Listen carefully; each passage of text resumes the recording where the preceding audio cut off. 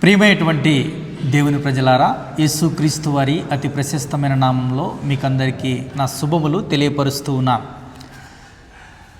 పరిశుద్ధ గ్రంథ బైబిల్ నుంచి దినవృత్తాంతములో మొదటి గ్రంథము 4వ అధ్యాయము 10వ వచనాన్ని మనం ఒకసారి ధ్యానించినట్లయితే, యెబ్బేజు ఇశ్రాయేలుల దేవుని గూర్చి మొరపెట్టి, నీవు నన్ను నిశ్చయముగా ఆశీర్వదించి నా సరిహద్దును విశాలపరిచి నీ చెయ్యి నాకు తోడుగా ఉండ దయచేసి నాకు కీడు రాకుండా దానిలో నుండి నన్ను తప్పించుమని ప్రార్థింపగా, దేవుడు అతడు మనవి చేసిన దాన్ని అతనికి దయచేసెను.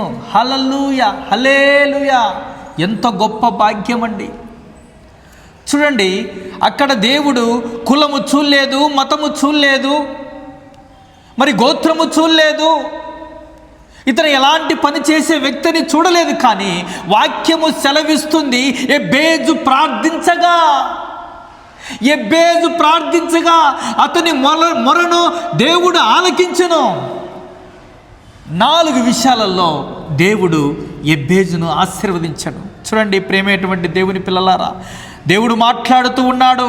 యెబ్బేజు ప్రార్థించగా మొదటిగా అతనితో మాట్లాడుతున్నటువంటి మాట, యెబ్బేజును ఆశీర్వదించెను. యెబ్బేజు మొరపెట్టగా దేవుడు మొదటిగా అతన్ని ఆశీర్వదించను. రెండవదిగా, ప్రభువా నా సరిహద్దును విశాలపరచుమని యెబ్బేజు మనవి చేయగా దేవుడు మాట్లాడుతున్నాడు, నీ సరిహద్దును నేను విశాలపరిచితిని. హల్లెలూయా! ఎంత గొప్ప భాగ్యము.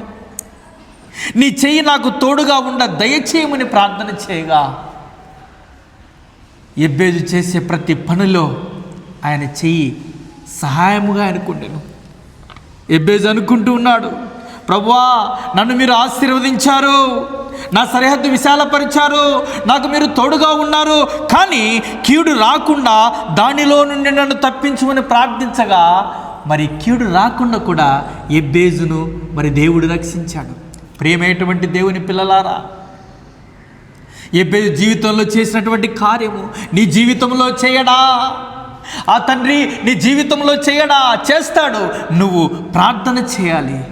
అందుకే వాక్యం సెలవిస్తుంది, దేవుని ప్రజలారా, దేవుడు ఆత్మ గనుక ఆయన ఆరాధించువారు ఆత్మతోనూ సత్యముతోనూ ఆరాధింపవలెను. ఎందుకంటే ఆయన హృదయమును అంతరంగమును ఎరిగిన దేవుడు.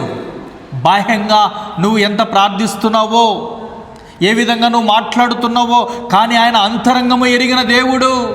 నీ హృదయంలో నుంచి నువ్వు ఏం ఆలోచిస్తున్నావో, ఏమి నువ్వు మరి తన దేవుని దగ్గర నువ్వు కోరుకుంటున్నావో, ఎలాంటి ఆరాధన నువ్వు దేవునికి చేస్తున్నావో ఎరిగిన దేవుడు. కాబట్టి యెబ్బేజు ఏ విధంగా అయితే ప్రార్థించాడో, మరి తన హృదయాన్ని దేవుని దగ్గర విప్పాడో, హృదయములో నుంచి ప్రార్థన వచ్చిందో, మరి హృదయములో నుంచి సర్వ సృష్టికి అధిపతి వహించి సకల ప్రాణులను పోషించే యెహోవా దేవుడు తప్ప ఈ లోకంలో ఏది నన్ను రక్షించలేదని గ్రహించి గమనించి మరి ఆయన దగ్గర ఏ విధంగా అయితే మరి యెబ్బేజు ప్రార్థన చేశాడో, మరి ఏ కలంకము లేకోకుండా నిస్వార్థముతో దేవుని ప్రార్థించి ఆయనకు మొరపెట్టినప్పుడు పరిపూర్ణముగా దేవుడు యెబ్బేజు జీవితంలో 4 గొప్ప కార్యాలు చేశాడు. కాబట్టి ఈరోజు నీ జీవితంలో దేవుడు నిన్ను ఆశీర్వదించాలని ఉన్నాడు. దేవుడు నీ సరిహద్దు విశాలపరచాలని ఉన్నాడు. దేవుడు నీకు తోడై ఉండాలని ఉన్నాడు. దేవుడు ఏ కీడు రాకుండా నీ కుటుంబాన్ని సంరక్షించాలని ఉన్నాడు. నీ హృదయాన్ని ఆయనకిచ్చి చూడు. ప్రియ సహోదరి సహోదరుడా, నీ హృదయాన్ని ఆయనకి ఇచ్చినప్పుడు, ఆయన హస్తం కిందికి నువ్వు వచ్చినప్పుడు ఆశీర్వాదం అంటే ఏందో నువ్వు చూస్తావు. నీ జీవితంలో సరిహద్దు విశాలపరచుట అనే విధానాన్ని నువ్వు చూస్తావు. దేవుడు నీకు తోడై ఉన్నాడనే విధానాన్ని నువ్వు చూస్తావు. నీకు ఏ కీడు రాకోకుండా ఆయన నిన్ను రక్షిస్తాడు. మన దేవుడు ఎంతో గొప్ప దేవుడు అండి. ఎందుకంటే ఆయన మాట ఇస్తే నెరవేర్చే దేవుడు. ఈరోజు నువ్వు ప్రార్థించకపోయినా దేవుడు నిన్ను పోషిస్తున్నాడు. కానీ నిజమైన దేవుని నువ్వు ఎరిగితే దేవుడు నిన్ను ఎంతో ఉన్నతమైన స్థితిలో నిలబెడతాడు. అంత గొప్ప దేవుడు నా యేసయ్య. హల్లెలూయా! దేవుని నామానికి మహిమ కలుగునుగాక.